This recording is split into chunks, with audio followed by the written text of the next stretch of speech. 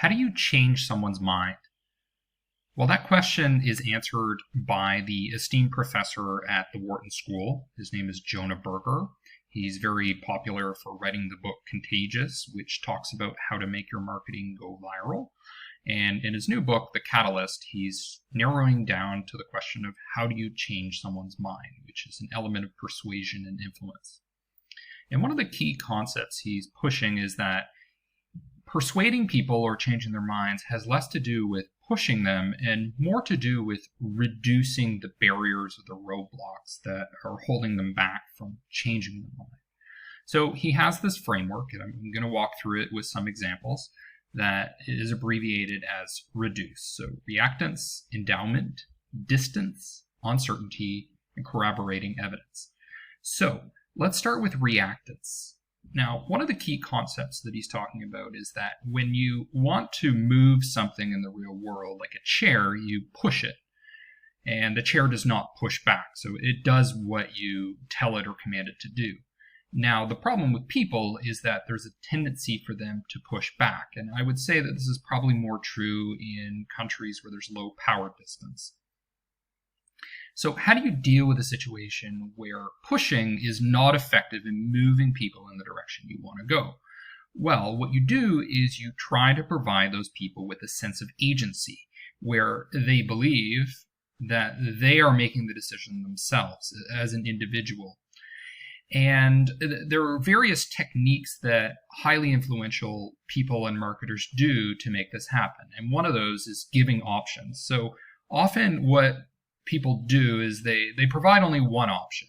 And that is, it could be, I need you to do this, or it could be something on a marketing website, like the only offer that you can take the company on is doing a demo.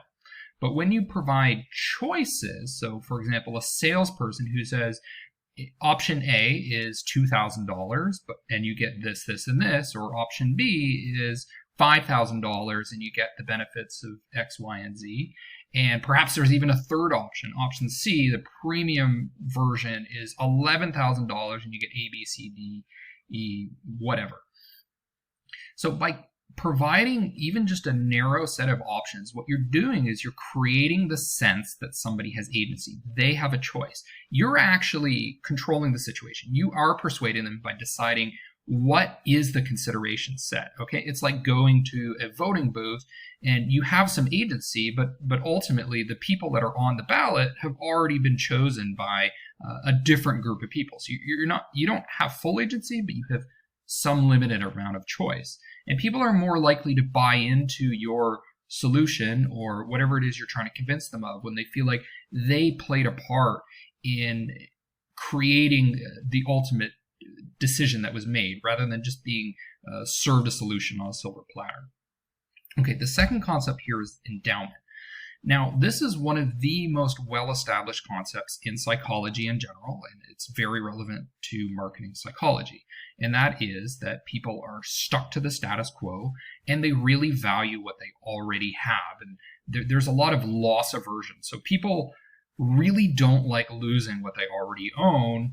And the amount that they suffer from losing something is much more than they gain from gaining something. So what you want to do when you're persuading people is rephrase things away from this is what you gain and more towards this is what you will lose if you do nothing, or you're going to gain back what you already lost. So you were maybe you lost $2 million. Well, we're going to help you recapture that. And perhaps if you do nothing now, well, you're going to lose another $500,000 next year and then another $6,000 the year after that. So what we're going to do is we're going to prevent you from losing that money in the future. And it doesn't have to be money. It could be time. So for example, you're wasting a lot of time typing medical records every day. Well, if you start using our solution, you're going to regain that time back. You're going to have an extra 20 hours a week or something like that. Okay, the third element here is distance. So people tend to not value things when they're far in the future. So there's kind of an element of risk there, an element of uncertainty where it's like, well, okay, that could happen. We could use those benefits, but there are a lot of things that could happen in the meantime. So one way that you bridge that barrier of distance preventing people from going in the direction you want is you ask for less. So you use incrementalism. So let's talk, instead of talking about what happens a year from now, let's talk about what happens a month from now. And then when a month goes by, okay, now let's talk about the quarter, and then we can talk about the year. The fourth element here is uncertainty. So whenever people are trying something new, there's an element of uncertainty, there's an element of risk, there's an element of this is not tangible. This is a concept. Okay, maybe it'll be helpful in theory, but in the real world, when push comes to shove, when the rubber hits the road, what's actually going to happen? So we see this a lot in the software space. The way you overcome that is with things like free trials, with freemium solutions.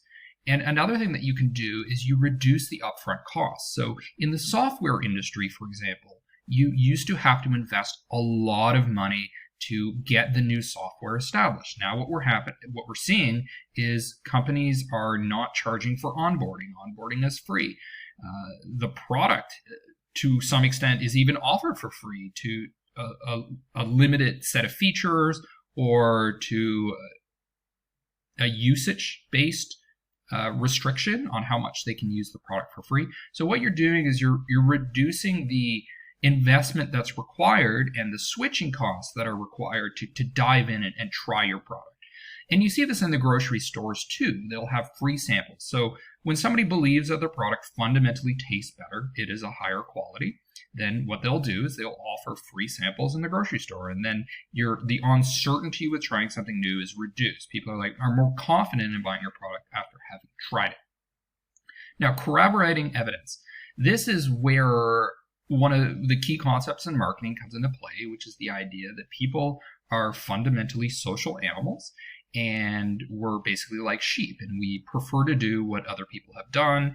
It increases our confidence, and it makes it more certain that this is the direction that we should go because other people are showing us that. And reinforcement, it could be people, it could be professionals, it could be further evidence. Social proof case studies are one of the most effective means of creating the kind of evidence that changes people's minds. The other thing to note is that when you're using this kind of evidence, when you concentrate them close in time, they have a higher impact. So for example, I was talking to a colleague of mine who did marketing to small, medium-sized businesses, and he did a number of different tests. What he found was that a frequency of around 6 during the campaign period, which is about 1 to 2 months long, was the sweet spot for convincing somebody to sign up for the product.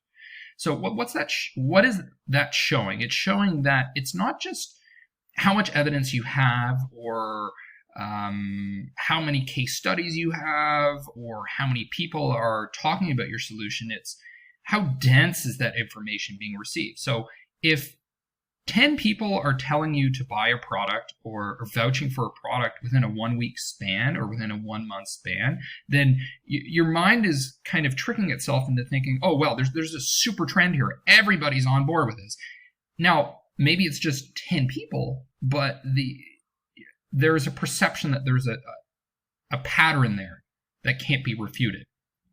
Whereas if you took those 10 case studies or 10 pieces of social proof and spread them out over a year, they have less of an impact. So this is a great framework for helping you change people's minds.